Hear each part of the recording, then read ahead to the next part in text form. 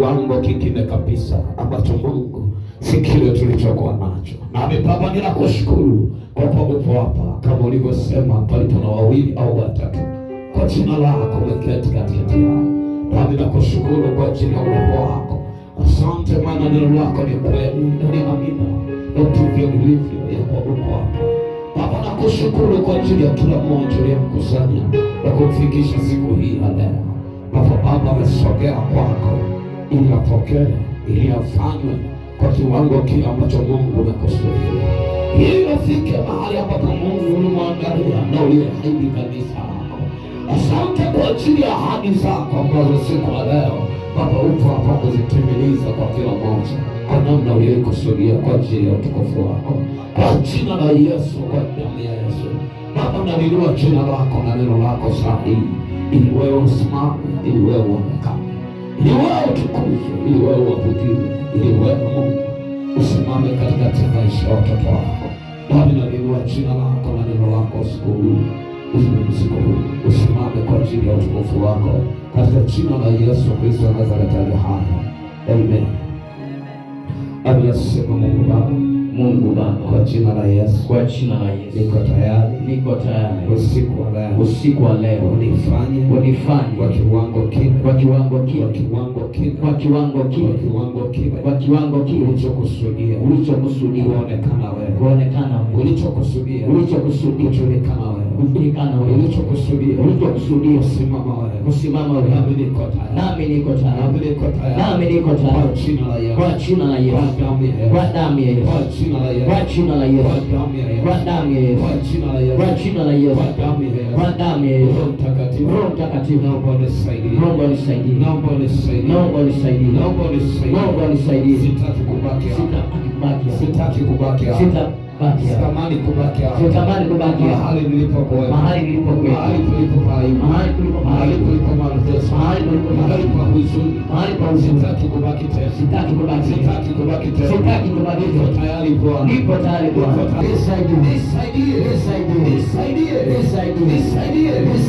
niishi maisha uliyoyatoa kutoka kwa Bwana,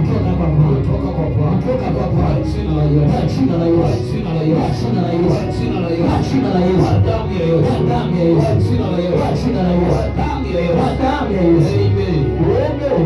Bwana makofi na vigelegele.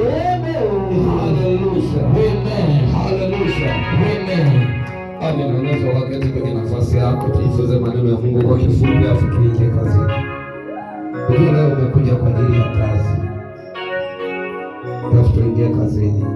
Umekuja kwa ajili ya kazi. Bwana Yesu asifiwe. Haleluya. Nikisema tunaenda kuomba, hakikisha umejiandaa kwa ajili ya kuomba. Amen. Bwana Yesu asifiwe. Amen. Nikisema tunakwenda kuharibu, jiandae kwa ajili ya kuharibu. Bwana Yesu asifiwe. Amen. Haleluya. Amen. Tupo hapa kazini kuhitimisha kazi ya adui yetu isionekane tena, lakini kuruhusu makusudi ya Mungu yaweze kutawala au kuweza kututangulia kwa kiwango ambacho Mungu amekusudia kuweza kulitangulia kanisa lake. Bwana Yesu asifiwe. Amen. Kanisa lina uwezo wa kufika popote kama Mungu hajasimama kulitangulia. Kama Mungu hajasimama kuliongoza, haliwezi kufika popote. Ili iweze kufika mahali ambapo Mungu amepakusudia, lazima Mungu awe mbele yao. Bwana Yesu asifiwe. Haleluya. Mungu asiposimama mbele yako, hakuna unachoweza kufanya kikatimia, na hakuna unachoweza kufanya kikatokea. Kwa nini? Kwa sababu yeye ndiye mwanzo, yeye ndiye mwisho. Kwa tupo leo kuanza siku ya kwanza na Mungu aliye hai. Bwana Yesu asifiwe. Amen. Haleluya. Amen. Amina. Tumekuwa tukiendelea na somo linalozungumzia kwa habari ya mwanzo, na nikasema mwanzo ni nguvu inayojua mwisho. Bwana Yesu asifiwe. Bwana Yesu asifiwe. Kwa tupo hapa siku ya leo kwa ajili ya kuruhusu mwisho wako salama, kwa sababu mwanzo ndio unaobeba mwisho. Kama hakuna mwanzo, maana yake hakuna mwisho, kwa sababu hakuna mahali pengine ambapo unaweza ukafika kama hujaanza mwanzo. Bwana Yesu asifiwe. Haleluya. Amen. Kwa hiyo mwanzo tuliona una nguvu ya mwisho. Kwa hiyo unatafuta nguvu ya mwisho, lazima uanzie huku mwanzoni. Kwa nini? Kwa sababu nguvu ya mwisho inapatikana huku mwanzoni. Na ndio maana tuliona kwenye kitabu cha Mwanzo kwa habari ya Yusufu, na nafasi yake ya mwisho hakuiona akiwa mbele, aliiona akiwa kwa baba yake mwanzoni, wakati bado analelewa na wazazi wake, ndipo aliuona mwisho wake. Bwana Yesu asifiwe. Kwa hiyo huwezi kuona mwisho wako kama haujasimama sawasawa huku mwanzoni. Na watu wengi wao wanafikiri baadaye ndio wanaweza wakafanikisha mambo sawa. Wanafikiri baadaye ndio wanaweza wakafanya kitokee wanachotamani kitokee. Lakini majibu ya kesho yako leo. Bwana Yesu asifiwe. Majibu ya baadaye yako yamebebwa na mwanzo, haijabebwa na mwisho. Na ndio maana ukicheza kwenye hilo eneo, kuna baadhi ya vitu haviwezi kutokea, sio kwa sababu umerogwa. Ulicheza na mwanzo wako, ulicheza na nafasi yako ya kwanza, kwa sababu ndio msingi wako. Ulicheza na ule msingi unakufanya ufike mahali unakotakiwa kufika, unakufanya ufanye unachotaka kwenda kufanya. Kwa hiyo ni vizuri kama kanisa kuwa makini sana, kwa sababu hili eneo ni eneo ambalo ni muhimu sana. Na ndio maana nikikwambia omba kweli. Omba kweli, usimwangalie jirani yako, usimwangalie aliye kulia kwako wala kushoto kwako, kwa sababu kila mmoja anamhitaji Mungu.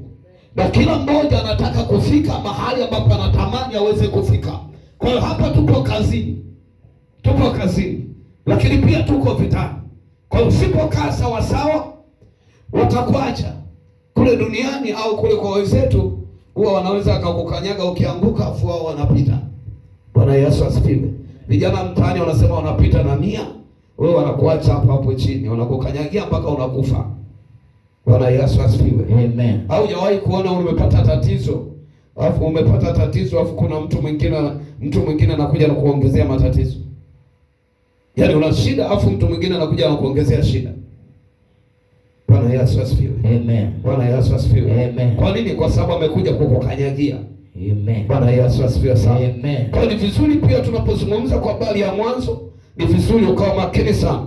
Lakini tuliona kwa habari ya Daudi alipogundua anapambana na Sauli, hakukaa kule alikokuwa. Bwana Yesu asifiwe. Amen. Watu wengi wanapokuta maisha yanafeli, wanapokuta wanachofanya hakiwezi kusogea mbele, wanabaki kwenye msimamo wao. Na hiki ndicho kinachowatesa watu wengi. Daudi alipogundua hapa Sauli ataniua, hakubaki kwa Sauli. Bwana Yesu asifiwe. Amen. Hakubaki kwenye msimamo wake kwa nilitiwa mafuta. Na hii inawatesa hata watumishi wengi. Ili mradi ametiwa mafuta kuwa nenda akachunge, ili mradi ametiwa mafuta kusema wewe saizi ni mchungaji, anajikakamua hata kwenye eneo ambalo hawezi, harudi kule alikotokea. Bwana Yesu asifiwe. Amen. Bwana Yesu asifiwe. Amen. Haleluya. Amen. Haleluya. Kama ikikutokea leo umetiwa mafuta kwa ajili ya kwenda kuchunga, kwa ajili ya kwenda kusimama juu ya maisha ya watu, usifikiri ndio umemaliza. Kuna watu ambao wako juu yako. Kuna watu ambao wamebeba majibu yako. Amen. Kuna watu ambao wanazo nafasi ya kwako. Amen. Kuna vitu ambavyo bado wao vijui. Bwana Yesu asifiwe. Amen. Bwana Yesu asifiwe. Amen. Tuliona kwenye kile kitabu cha Samueli wa kwanza, ile sura ya 19, tuliona namna ambavyo Daudi wakati anatafutwa kuuawa, maandiko yanasema akakimbia, akaenda mahali aliko Samueli, akamueleza yote. Maandiko yanasema alipomweleza, Samueli akamwambia twende Nayothi. Walipofika Nayothi, wakaanza kuomba. Bwana Yesu asifiwe. Amen. Wakaanza kuomba. Angalia Daudi alichokuwa ametiwa mafuta, na Mungu alisema atiwe mafuta. Lakini kuna vitu ambavyo havikutokea kwa Sauli, vilipaswa kutokea, lakini havikutokea. Kwa nini havikutokea? Mwanzo wake ukuwepo. Bwana Yesu asifiwe. Maandiko yanasema alipokuwa wakiomba, Sauli akatuma jeshi lake kwa ajili ya kwenda kumkamata hata Daudi walipofika eneo lile walilokuwa wakiomba na Samueli, maandiko yanasema wakabadilishwa wale watu, roho ya Mungu ikawaingia wake. Kwa nini haikuwaingia wakati Daudi yupo kwa Sauli? Kwa nini haikuwaingia wakati Daudi yupo kule kwa Sauli? Wakati yupo kwa Sauli, kwa nini haikuwaingia? Kwa sababu mwanzo wake ulikuwa haupo. Bwana Yesu asifiwe. Amen. Bwana Yesu asifiwe sana. Amen. Haleluya. Alipoenda Sauli akaona hawa jamaa mbona hawarudi, kumbe wamemezwa. Akatuma wengine. Walipoenda tena wengine, nao roho ya Mungu ikawavaa. Wakaanza kutabiri, wakasahau walichoambiwa na Sauli, walichoagizwa na Sauli. Kumbuka nilikwambia tunakwenda kuanza mwanzo ambao adui yako akija asibaki na akili zile zile. Adui yako anapokuja asibaki na ufahamu ule ule. Adui yako anapokuja asibaki na uelewa ule ule. Anapokuja apokea uelewa mpya. Sio ule aliotoka nao kule. Bwana Yesu asifiwe. Sio ule aliokuwa nao kwa mama yake. Sio ule aliokuwa nao kwa mama yake. Sio ule aliotumwa nao toka kuzimu. Yeyote anayekuja kwenye maisha yako 2026 ajua ya kwa ufahamu wa kwake, hata baki nao, anakuja kuchukua ufahamu wa Bwana.